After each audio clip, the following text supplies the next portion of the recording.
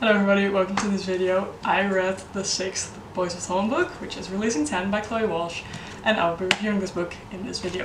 If you've watched any of my videos, you'll know that I just read the blurb. I'll give a timestamp for the non-spoiler review, which is in the end, so if you don't want any spoilers, when I put the timestamp on the screen, just go to that timestamp. But first I'm going to read the blurb and then we'll get into it. Lizzie Young has always felt she was too much everything. Diagnosed with bipolar at a young age, she's never fit in with her family, her friends, or her community. Lizzie wants to be accepted and understood, but with a few people in her corner, she's carried her burdens and her trauma on her own. But when she meets a kind boy on the school bus, things start to look bright for the first time in her life. Hugh Biggs has an old soul and the wisdom of someone far beyond his years. A young man with a sharp mind and a firm code of ethics. He sees something in Lizzie that he can't resist. He wants to hear everything and shoulder her burden, and Lizzie wants that too. Lizzie and Hugh's bond seem unbreakable. Their chemistry is electric, their love is potent, and their connection is soul deep. But even the truest love can be shaken by forces beyond control. Okay, so I'll put the timestamp on the screen. If you don't want any spoilers, go to that time. And for spoiler review, oh my god! I love this series so much. I can't even begin to express, like, this series has my heart. This whole, oh, it's beautiful. I love this. Okay, so yeah, this is the 6th book. It's about Lizzie, and Lizzie is very misunderstood, I think. She's been very hated throughout the whole series. Not hated, but some people actually do hate her. Some people shipped her with Gibbsy, but I like Claire and Gibbsy. But yeah, this book takes place before the rest of the series, like everything. Well, not everything, but like the main part of the series is in 2005, and this one ends, I think, in 2004? Let me see. Yeah, 2004. So this is all before Shannon even goes to Tommen. Yeah. So this is really just Lizzie's whole past, Lizzie and Hugh, but I do feel like it's more about Lizzie. Yeah, like it said on the blurb, Lizzie has bipolar disorder, or early onset bipolar. I don't know what's the actual technical term. But yeah, she has bipolar disorder, and she is traumatized.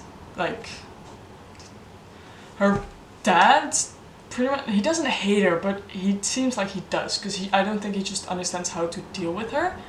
And her mom has cancer and has had, like, when she's been treated, and then the cancer came back like multiple times throughout Lizzie's childhood, so they've had to deal with that. Then later on, I guess more towards the end of this book, but we already knew that from the other books, Kiva, which is Lizzie's sister, she's like 5 years older, I don't know, she's older, so Kiva commits suicide, and that causes a lot of issues in the Lizzie's friend group, I guess.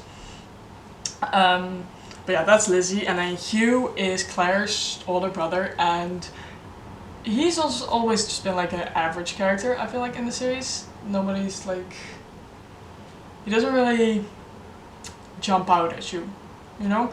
Like, Gibbsy is there, Johnny has had his own book, Joey isn't in Tommen, but still he has a very clear personality. Huey has just been kind of in the background, together with Feely, but Feely's still kind of, I don't know, I love Feely. But yeah, Hugh is so nice. I just realized, this book made me realize that Hugh is such a kind person, and he is so loyal, and he has a very good sense of who he can trust and who he can't, which is always good. But yeah, that's pretty much the people. And then the plot is just Lizzie moves back towards Ballylagan, which is where they all live in Ireland, because she lived somewhere else before, but that was like when she was like 3, so that's really the beginning of the book. And then she's friends with Claire and Shannon, but Shannon isn't very present in this book. But yeah, so she's friends with Claire. Hugh is Claire's brother.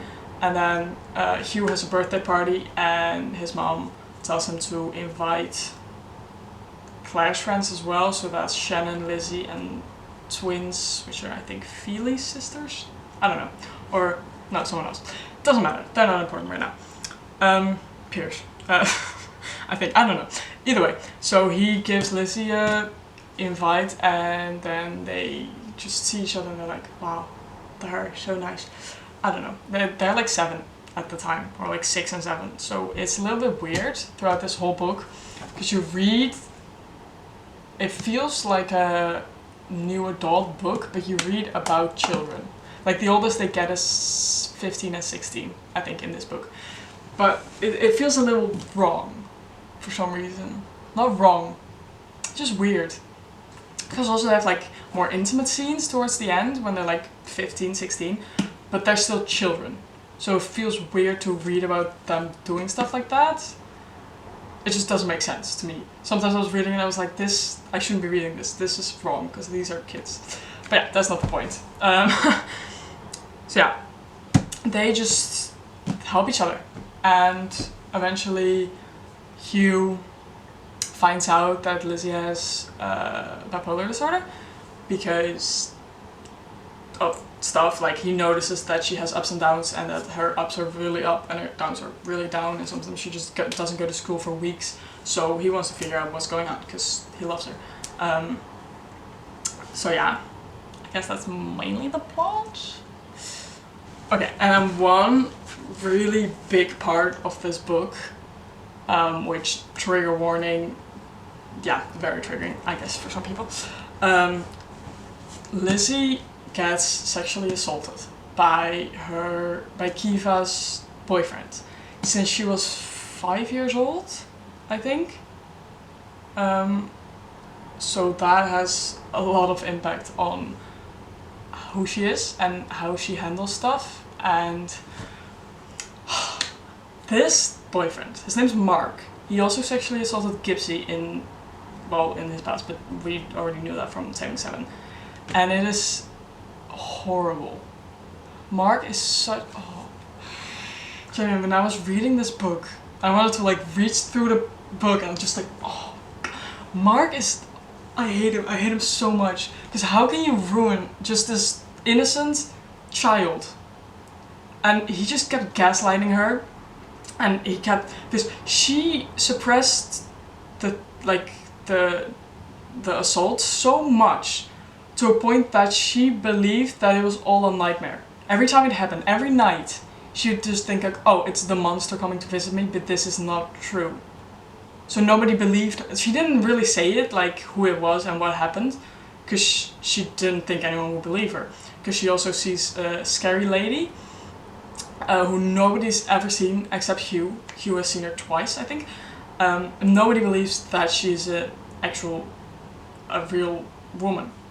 Which I think she is, because in the beginning of the book, there's like an aunt of her that like shows up and kind of kidnaps her for a day, and her parents are so pissed off about it, they move. So I feel like it's that woman, but I don't know. We'll see if that's in the next book. But back to Mark. He's such a disgusting pedophile.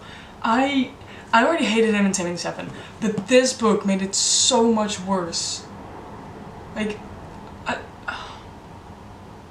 I can't believe people like this actually exist. Like, how can you think of that and actually like it, and how... I hate this. That part of this book, it's not really romance. I mean, it's probably listed as romance on a lot of things, but I don't think this is a romance book. Because there's barely any romance. They're kids. There's trauma. Because I hate the fact that nobody believes Lizzie. Nobody tries to understand. Hugh is the only person who tries to understand who she is. And she feels like she can't tell him what Mark did to her, because she thinks he's gonna look at her in a different way, which he probably will, but not necessarily in a bad way. But like, it is so messed up. And then, this broke my heart. Okay, so Hugh and Liz, they've been together since they were like 9, like together, boyfriend, girlfriend, I don't know, 10, young, whatever. And Hugh keeps being irresponsible, kid and saying, okay, we have to wait for like actual intimate like sex until I think he wanted her to be 16, but then eventually it became him being 16. Either way, he wanted to wait, and that was like 3 years. But then they started like still exploring each other, I guess. See, it feels weird because they're kids, but I'm trying to ignore that part. And then the way Mark convinced Lizzie to, well, not really convinced because she wasn't willing, but like he told her that what he did would fix her, like fix her bipolarity, is that a word? So when Lizzie and Hugh started like exploring stuff, Lizzie told Hugh that she wanted him to fix her. And Hugh was like a little confused, like, what do you mean? I can't fix you, this is who you are. But because that's what she associated sex with. Because she got assaulted since she was 5 years old. So she just, in her subconscious, she was just like, okay, this is fixing me. And then, I think I cried at that. No, maybe not cried, but a little bit. That broke me. That was so horrible. Just the whole thing with Mark and Lizzie, it was awful. Sometimes I was reading this, I was like, I can't read this. This is disgusting. This is terrible. So yeah, that was fun part of the book. Sarcasm, by the way. Yeah, that was insane. But then I think the part that really is it is like a really important part of the book is so Lizzie is in one of her like manic episodes at one point for months on end. So she's just really hypersexual, and she is only feels good. Like she doesn't feel shame, guilt, anything. And then she's supposed to have sex with Hugh on that night, but Hugh's like, I can't do this with you while you're in this mindset because it doesn't feel like you, and it feels like I'm just taking advantage of you. But then Lizzie goes over to him while she's not invited to a party, and she accidentally, I guess, has sex with Pierce. I think it was Pierce. And Hugh walks in on them, and he's like, I love you, and I would have gone through anything with you, but infidelity is not one of those things. Like, that's the one thing he won't compromise on. And I respect that from him. That is fair. But Lizzie thought that it was Hugh, because she was just so out of it, that she just assumed that was the only person who would do that with her, which was already not true, because Mark, I want to kill Mark. I really hope he dies. Like, genuinely, why? Okay, yeah, that was the biggest part of this book where I was like, I hate Mark so much. But this book was so good, and it tackled topics, like more sensitive topics, so well, I feel like. One other thing I also really liked in this book was Joey. Joey had like 2 appearances, pretty much. But he's just a nice character. I love him. I think he's my favorite character in this whole series. Yeah, I love these books. I love these characters. I've missed them. I hate that I have to wait now for the next book, which is probably gonna take a while. But I'll be fine. I'll survive. Yeah, this book was so good, but it was so tough to read. Also, another trigger warning. Lizzie self-harms, and Hugh was the only person who noticed because she kept like covering up with bracelets or just with baggy clothes. But the scenes she did that were so tough to read, because it's her way of distracting herself. It's like if you have one type of pain and you give yourself another type of pain and you just focus on that one, this one diminishes. So if she was in pain either physically or emotionally, she would just hurt herself in a way so that she could only think about that and feel that.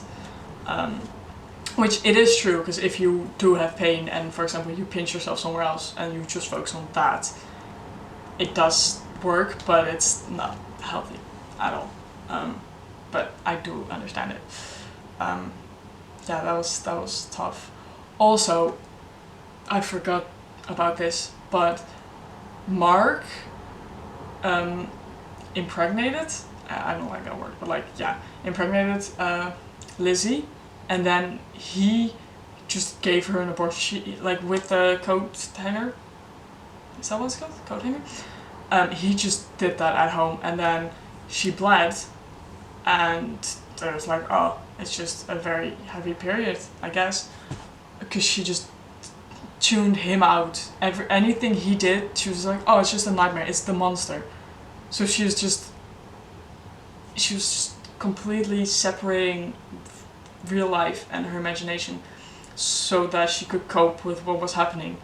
And then it's somewhere towards the end of the book she realized, like, oh shit, this was not just the monster in my nightmares. This was an actual thing that actually happened. What the hell? But yeah,